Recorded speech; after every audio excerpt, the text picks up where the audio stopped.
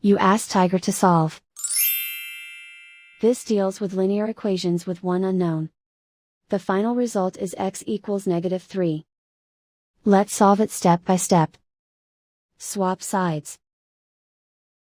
Group all constants on the right side of the equation. Subtract 20 from both sides. Simplify the arithmetic.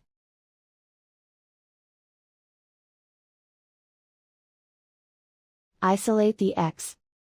Divide both sides by 6. Simplify the fraction. Find the greatest common factor of the numerator and denominator.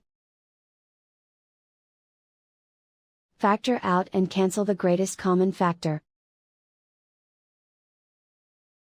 And so the final result is x equals -3.